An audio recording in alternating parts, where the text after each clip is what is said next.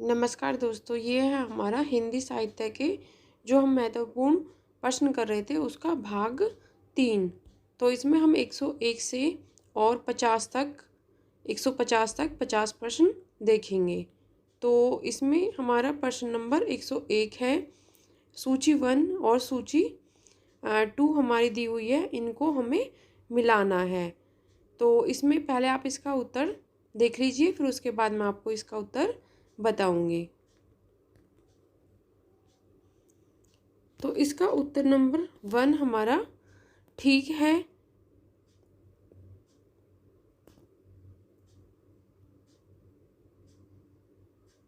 फिर है हमारा निम्नलिखित बोलियों में से कौन सी बोली उत्तर प्रदेश में नहीं बोली जाती है।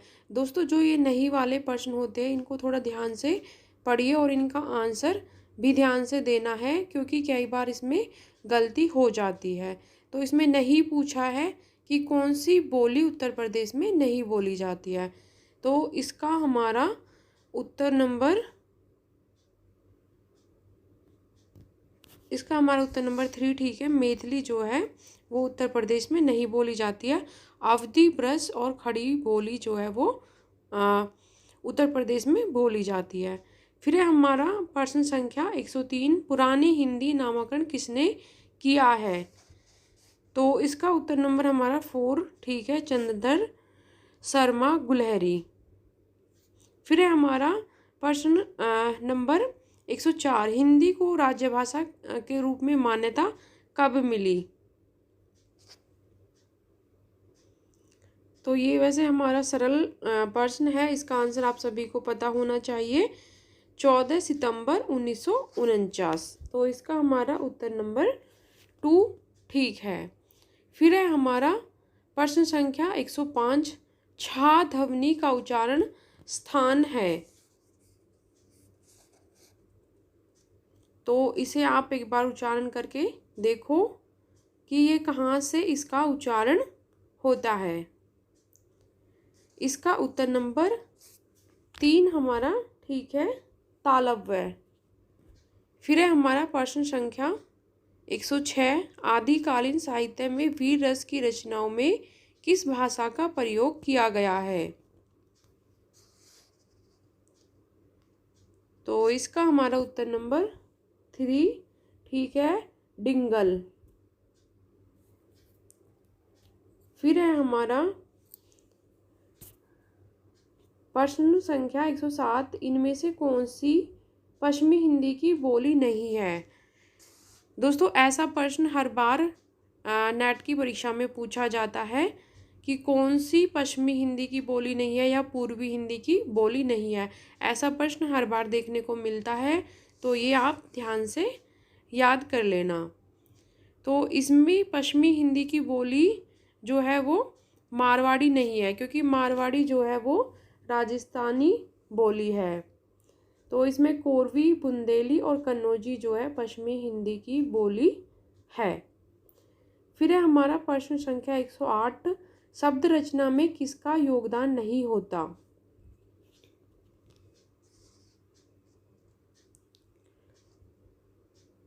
तो इसमें हमारा उत्तर नंबर 2 सही है, पद। क्योंकि प्रत्यय और उपसर्ग और धातु को मिलाकर ही हम शब्द बनाते हैं। सनसनाहट में प्रत्यय है। तो इसका हमारा उत्तर नंबर 3 ठीक है, आहट। फिर है हमारा प्रश्न संख्या 110, इसमें हमें 2 सूची दी हुई है, इसमें भी हमें मिलान करना है। और इसमें निम्नलिखित क्रिया रचना को उनके सही भाषा रूप से सम्मिलित कीजिए। ये कौन सी भाषा के शब्द है, ये हमें मिलान करना है। तो इसका हमारा उत्तर नंबर 2 ठीक है। फिर है हमारा प्रश्न नंबर 11, इसमें भी हमें मिलान करना है। तो इसका हमारा उत्तर नंबर कौन सा ठीक होगा? उत्तर नंबर 2 इसका हमारा ठीक होगा। फिर हिंदी भाषा का संबंध किससे है? हिंदी भाषा का संबंध शोरसैनी अपभ्रंश से है, तो इसका हमारा उत्तर नंबर 1 ठीक होगा। फिर है हमारा प्रश्न संख्या 113। भरत मुनि ने अपभ्रंश को नाम दिया है। तो भरत मुनि ने अपभ्रंश को देव भाषा नाम दिया है, इसका उत्तर नंबर 3 हमारा ठीक है, देव भाषा। ईसा की किस शताब्दी में अपभ्रंश का व्यवहार लोक भाषा के अर्थ में होने लगा? तो इसका हमारा उत्तर नंबर 3 ठीक है, 9वीं शताब्दी। फिर है हमारा आचार्य रामचंद्र शुक्ल के अनुसार कबीर ने अपनी सखियों में सदुकड़ी भाषा का प्रयोग किया है। सदुकड़ी से उनका अभिप्राय है, तो इसका उत्तर नंबर 3 हमारा ठीक हो जाएगा, राजस्थानी पंजाबी मिश्रित खड़ी बोली। उत्तर नंबर 3 इसका हमारा ठीक हो जाएगा, राजस्थानी पंजाबी मिश्रित खड़ी बोली। फिर है हमारा प्रश्न संख्या 116। अपभ्रंश के निम्नलिखित भेदों में से कौन सा भेद नमी साधु द्वारा किया गया नहीं है? तो इसका हमारा उत्तर नंबर 4 ठीक है, ब्राचड। फिर है हमारा प्रश्न संख्या 117। पश्चिमी हिंदी की उत्पत्ति मानी जाती है। तो पश्चिमी हिंदी की जो उत्पत्ति है वो हमारी शोरसैनी अपभ्रंश से मानी जाती है, तो इसका उत्तर नंबर 4 हमारा ठीक हो जाएगा। फिर है खड़ी बोली का सर्वप्रथम प्रयोग किसने किया था? तो इसका हमारा उत्तर नंबर 4 ठीक हो जाएगा, अमीर खुसरो ने। फिर अवध भाषा का तात्पर्य है, तो इसके उत्तर आप देख लीजिए।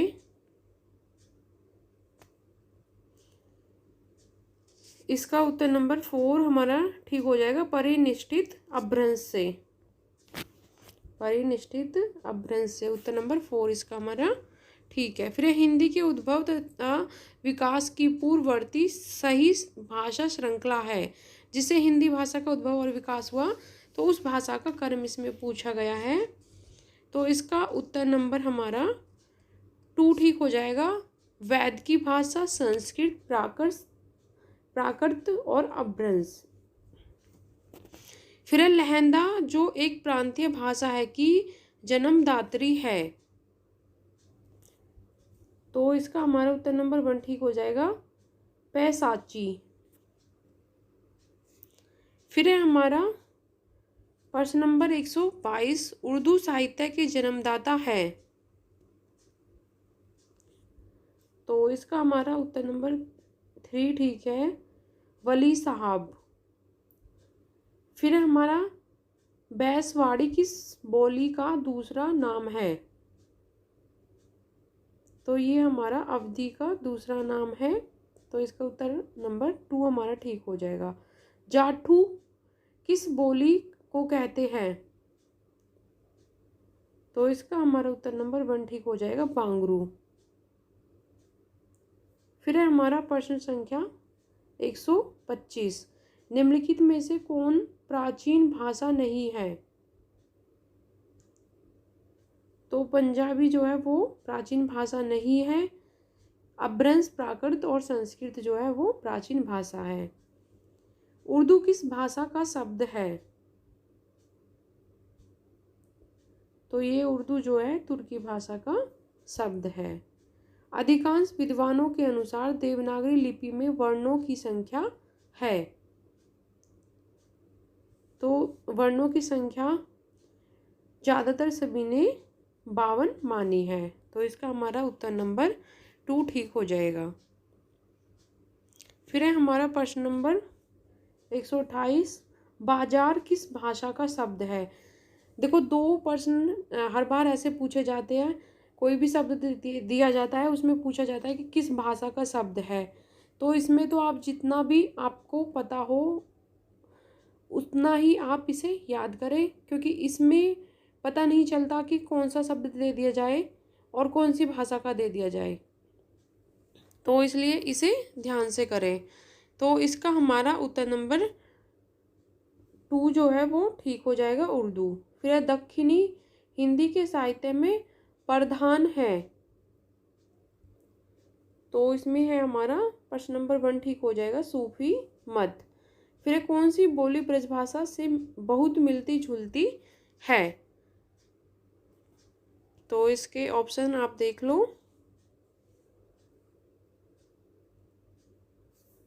इसका हमारा उत्तर नंबर 1 ठीक हो जाएगा, कन्नौजी। फिर है कन्नौजी बोली का केंद्र है। अब पूछा गया है यहाँ पे कि कन्नौजी जो हमारी बोली है वो कहाँ बोली जाती है, तो इसका उत्तर नंबर 3 हमारा ठीक हो जाएगा, फर्रुखाबाद। फिर है हमारा हिंदी उर्दू का मूल आधार कौन सी बोली है, तो इसका हमारा उत्तर नंबर 1 ठीक हो जाएगा, खड़ी बोली। फिर है हमारा प्रश्न संख्या 133, कोरवी किस बोली का प्राचीन नाम है, तो इसका हमारा उत्तर नंबर 1 ठीक हो जाएगा, खड़ी बोली। फिर है हमारा पंजाबी किस लिपि में लिखी जाती है, तो पंजाबी जो है वो गुरुमुखी लिपि में लिखी जाती है, तो इसका हमारा उत्तर नंबर 3 ठीक हो जाएगा। फिर है पूर्वी हिंदी की बोली है, तो पूर्वी हिंदी की बोली कौन सी है, भगेली। इसका उत्तर नंबर 3 हमारा ठीक हो जाएगा। उर्दू का प्रारंभिक नाम था, तो इसका हमारा उत्तर नंबर 1 ठीक हो जाएगा, जवान उर्दू ए मुल्ला। फोर्ट विलियम कॉलेज कहाँ स्थित था, फोर्ट विलियम से हर बार 2 या 3 प्रश्न पूछे जाते हैं पेपर में, तो इसका हमारा उत्तर नंबर 2 ठीक हो जाएगा, कलकत्ता में। फिर है हमारा बिहारी भाषा के अंतर्गत कौन सी बोली शामिल नहीं है, इसमें पूछा गया है कौन सी शामिल नहीं है, तो इसका आंसर नंबर 4 हमारा ठीक हो जाएगा, छत्तीसगढ़ी। भोजपुरी, मगही और मैथिली जो है वो हमारी बिहारी भाषा की बोलियां हैं। फिर है हमारा प्रश्न नंबर 139, रानी केतकी की कहानी की भाषा है, तो इसका उत्तर नंबर हमारा 1 ठीक है, खड़ी बोली। फिर है हमारा प्रश्न संख्या 140, अपभ्रंश भाषा की एक प्रमुख विशेषता है, तो इसका हमारा उत्तर नंबर 1 ठीक है, वर्णों की द्वित्व प्रवृत्ति। फिर है विभाषा जिसे अंग्रेजी में डायलेक्टर कहते हैं से तात्पर्य है, इसका उत्तर नंबर हमारा 1 ठीक हो जाएगा, एक प्रांत तथा उप प्रांत की बोली।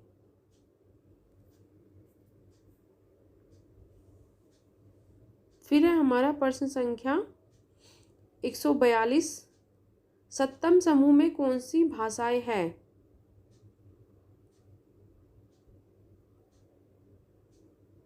तो इसका हमारा उत्तर नंबर 2 ठीक हो जाएगा, इटैलिक। प्रश्न संख्या 143, सिंधी भाषा के किस लिपि का प्रयोग किया जाता है,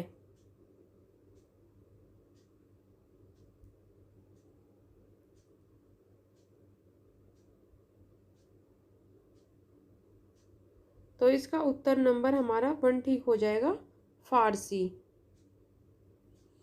फिर है हमारा पोर्ट विलियम कॉलेज किसकी स्थापना सन 1800 में हुई है, हिंदुस्तानी भाषा विभाग के प्रथम अध्यक्ष थे,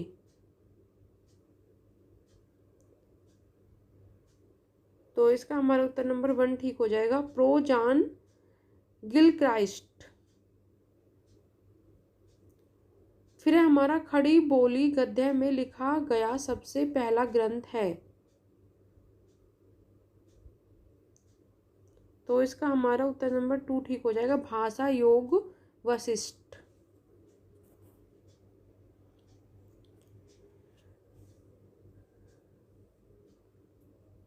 फिर है हमारा मैथिली गद्य का सर्वप्रथम ग्रंथ वर्ण रत्नाकर की रचना किसके द्वारा की गई थी।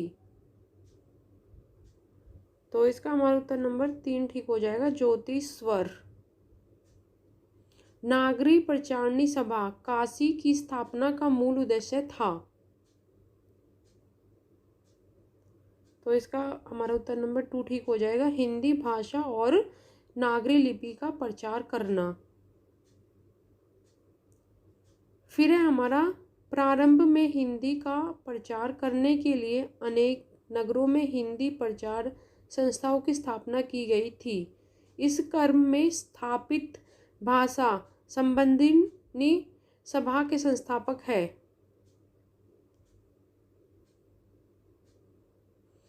तो इसका हमारा उत्तर नंबर 1 ठीक हो जाएगा, बाबू तोता राम। फिर है हमारा प्रश्न संख्या 149, नागरी प्रचारणी सभा के प्रथम सभापति बने थे। बाबू राधा कृष्ण दास। उत्तर नंबर 2 हमारा इसका ठीक हो जाएगा।